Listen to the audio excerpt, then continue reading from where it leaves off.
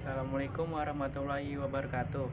Perkenalkan, nama saya Ridho Jaya Pamungkas. Saya dari kelas 9A dan saya akan menjelaskan tentang materi Indonesia dari masa kemerdekaan hingga masa reformasi.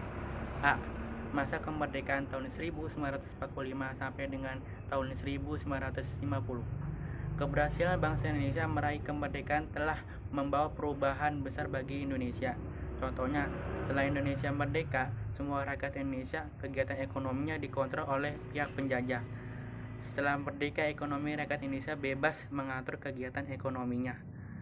Hal ini merupakan contoh perubahan masyarakat Indonesia setelah meraih kemerdekaannya.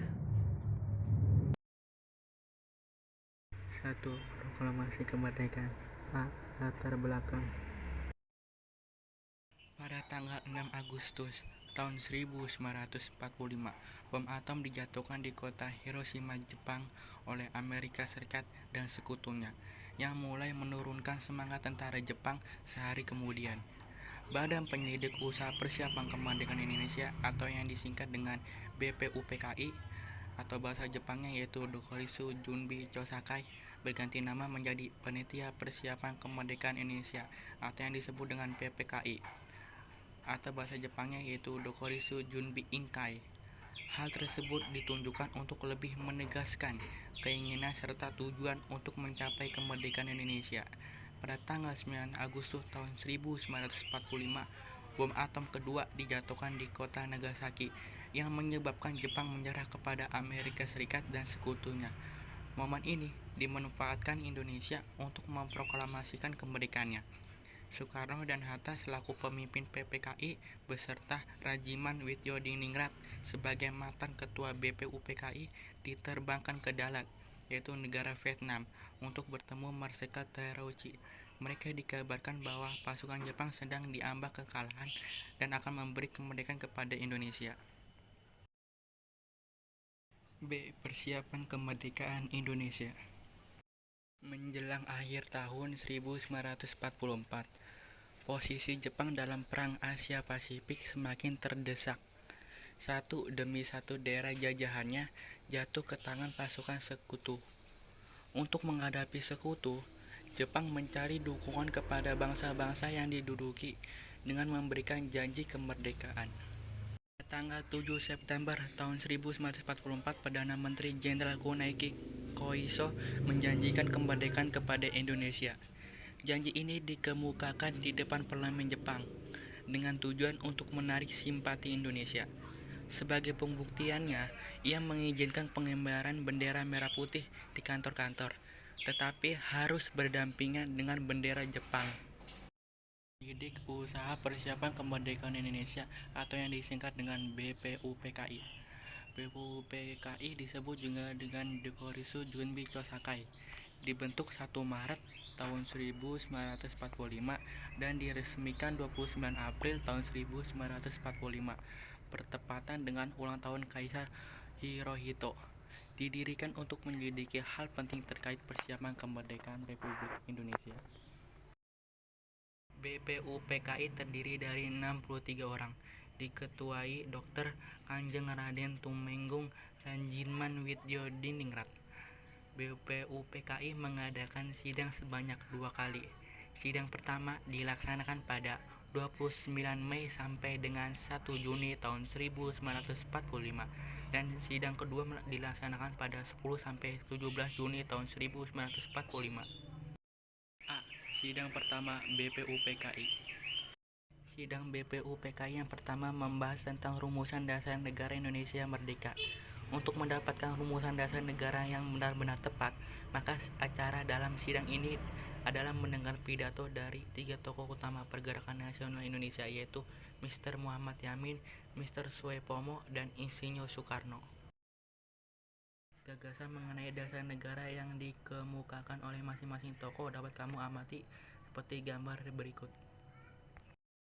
Gagasan mengenai rumusan 5 sila dasar negara Republik Indonesia yang dikemukakan oleh Insinyur Soekarno pada tanggal 1 Juni tahun 1945 dikenal dengan istilah Pancasila. Peristiwa ini dikenang dengan tepatnya tanggal 1 Juni sebagai hari lahirnya Pancasila.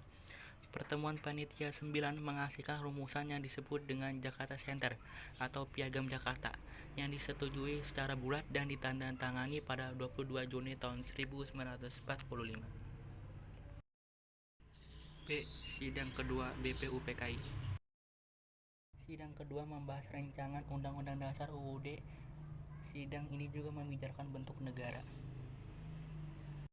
Pada tanggal 14 Juli tahun 1945, panitia perancangan UUD yang diketuai Soekarno melaporkan hasil kerja panitia, yaitu pertama, pernyataan Indonesia Merdeka; yang kedua, pembukaan Undang-Undang Dasar; ketiga, batang tubuh UUD; 2. Pembentukan Panitia Persiapan Kemerdekaan Indonesia atau yang disingkat dengan PPKI. PPKI disebut juga dengan Dokori Sujunbi Inkai, dibentuk 7 Agustus tahun 1945. Tugas PPKI adalah melanjutkan tugas BPUPKI dan mempersiapkan kemerdekaan Indonesia. PPKI diketuai oleh Soekarno dan wakilnya Muhammad Hatta, beranggota 21 orang. Hasil sidang PPKI 1, 2, dan 3. Hasil sidang PPKI yang pertama yaitu pada tanggal 18 Agustus tahun 1945. Hasil sidang PPKI yang kedua yaitu pada tanggal 19 Agustus tahun 1945.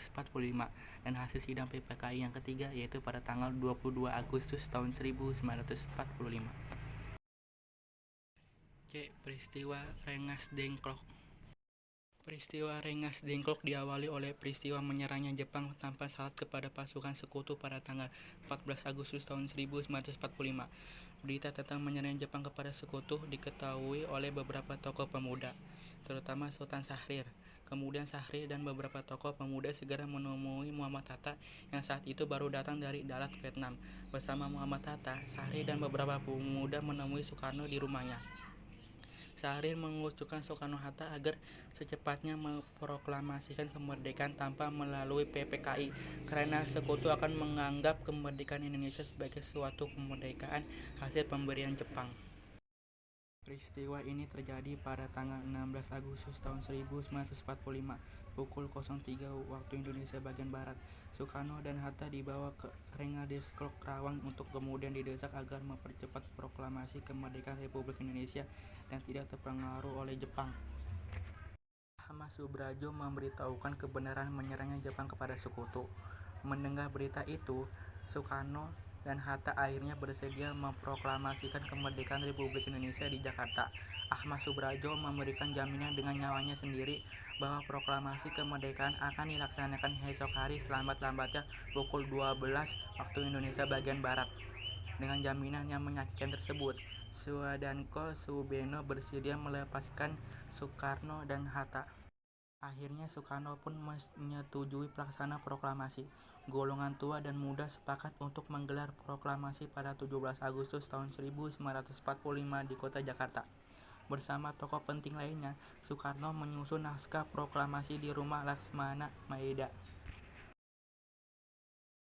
Perumusan teks proklamasi kemerdekaan Indonesia. Perumusan naskah proklamasi dilakukan di ruang makan rumah Laksmana Maeda oleh 3 orang tokoh kemerdekaan Indonesia, yaitu Hatta dan Ahmad Subrajo menyumbangkan pemikiran secara lisan. Soekarno bertindak sebagai penulis rumusan konsep proklamasi. Hal yang berkaitan dengan perumusan teks proklamasi. Soekarni sebagai pengusul penandatangan naskah proklamasi oleh Soekarno-Hatta, Sunyati Melik sebagai pengetik naskah proklamasi, Fatmawati sebagai penjahit bendera merah putih. Proklamasi kemerdekaan 17 Agustus tahun 1945. Proklamasi adalah momentum penting bagi bangsa Indonesia. Kemerdekaan bangsa Indonesia merupakan langkah awal untuk menata diri agar diakui keberadaannya oleh dunia internasional. Dilaksanakan di rumah Soekarno di Jalan Pegangsaan Timur nomor 56. Tepat pukul 10 waktu Indonesia bagian Barat, upacara proklamasi kemerdekaan Indonesia dimulai. Setelah pidato dan pembacaan proklamasi selesai, kemudian dilakukan pengibaran bendera merah putih oleh Latif Hendra Diningrat dan S. Suhud. Rakyat yang hadir serempak menyanyikan lagu kebangsaan Indonesia Raya. Upacara proklamasi ditutup oleh sambutan Wali Kota Jakarta, yaitu Suwiryo dan Dr. Muwardi.